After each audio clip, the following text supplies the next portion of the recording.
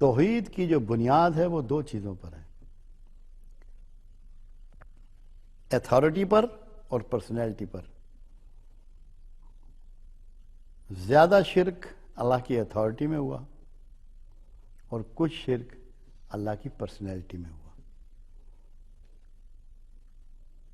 اور یہیں سے ساری خرابیوں نے جنم لیا۔ آپ دیکھیں سورہ اخلاص، سورہ اخلاص میں اخلاص نام کا کوئی ذکر نہیں ہے، لفظ اخلاص سورہ اخلاص میں ہے ہی نہیں۔ اس کو اس لیے سورہ اخلاص کہا جاتا ہے کہ خالص توحید کی جو بات ہے وہ صرف اس سورہ میں ہے، صرف اس کا مضمون ہی توحید ہے۔ اس میں نہ رسالت کی بات ہے، نہ آخرت کی بات ہے، نہ جو کتابیں آ چکی ہیں ان کا تذکرہ ہے، نہ جو انبیاء گزر گئے ہیں ان کا تذکرہ ہے، نہ کوئی تاریخی واقعات ہیں یا آنے والے حالات کے بارے میں کوئی پیش گوئیاں ہیں، کچھ نہیں ہے، خالص توحید کی بات ہے۔ اور توحید خالص سمجھنے کے لیے سورہ اخلاص کا سمجھنا از بس ضروری ہے۔ مگر جیسے میں نے پہلے تمہیداً بات کی، جب تک کہ رب کا تصور آپ کا درست نہیں ہوگا،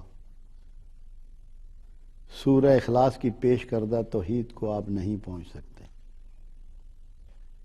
کیونکہ ہم نے جتنی گڈ مڈ کی ہوئی ہے اللہ کے معاملے میں وہ ربوبیت میں کی ہے۔ ہم ناخداؤں کو خدا کہتے ہیں،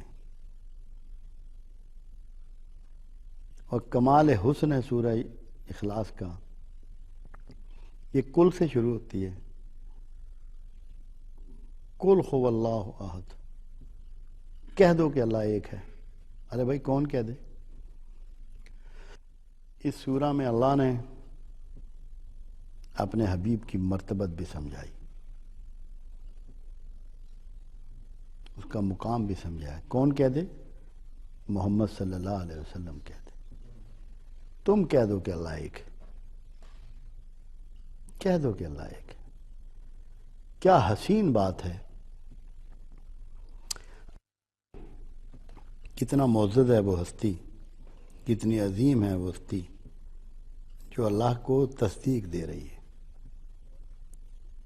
انسانوں میں یہ کہہ رہی ہے کہ اللہ ایک ہے۔ یعنی کہ قرآن نے یہ بات اس میں واضح کر دی کہ محمد صلی اللہ علیہ وسلم جیسی کوئی سچی پرسنالٹی یونیورس میں نہیں ہے کہ جو آپ کو اللہ کے بارے میں آگاہی دے رہی ہے، اور وہ آگاہی جو خود پروردگار کہہ رہا ہے کہ میرے بارے میں کہہ دو کہ اللہ ایک ہے، یک و تنہا، اس جیسا کوئی نہیں، اس کی شبیہ نہیں بن سکتی، اس کی شکل نہیں بن سکتی، کوئی اس کی مثال نہیں ہو سکتا۔ آپ کو پتہ ہے کہ جتنی ہندوؤں کے ہاں ان کی وید ہیں وہ بھی آسمانی صحائف ہیں، اس لیے کہ ان سب میں رسول اللہ صلی اللہ علیہ وسلم کا بھرپور اور مکمل تعارف موجود ہے، تصدیق موجود ہے، تاریخ موجود ہے۔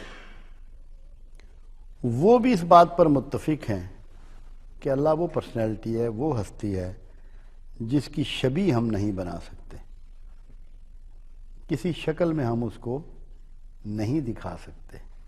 اسی لیے اتنا بڑا کوڈ رکھا گیا کہ اللہ کے رسول صلی اللہ علیہ وسلم کے علاوہ کسی نے اللہ کو نہیں دیکھا۔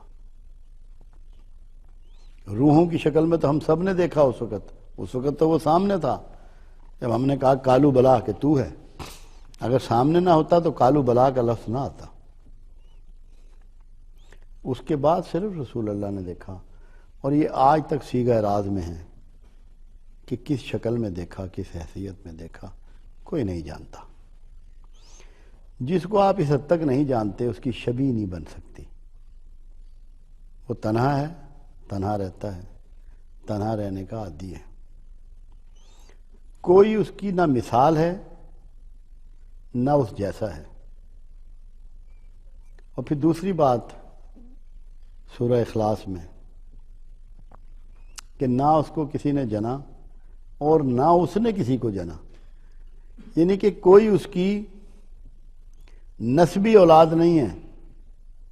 جیسے ایک ماں باپ کے پیٹ سے اولاد پیدا ہوتی ہے، ایسی کوئی اولاد نہیں ہے، نہ وہ کسی کی اولاد ہے۔ اللہ یک و تنہا ہے، نہ والدین ہیں وہ، نہ اس کی اولاد ہے، نہ اس کے والدین ہیں۔ ایک ایسی ہستی، ایک ایسی پرسنالٹی، یہ بہت بنیادی بات ہے، کیونکہ اگر اللہ کے رشتے ہوتے تو اللہ رشتوں کے ہاتھوں مجبور ہو جاتا۔ ہر کوئی رشتوں کے ہاتھوں مجبور ہو جاتا ہے۔ یہ ایسی مامتا ہوتی ہے، یہ ایسی محبتیں ہوتی ہیں، یہ ایسی چاہتیں ہوتی ہیں، اولاد کی، خون کی اتنی تڑپ اور لگن ہوتی ہے کہ انسان اس کے چنگل سے نہیں نکل سکتا۔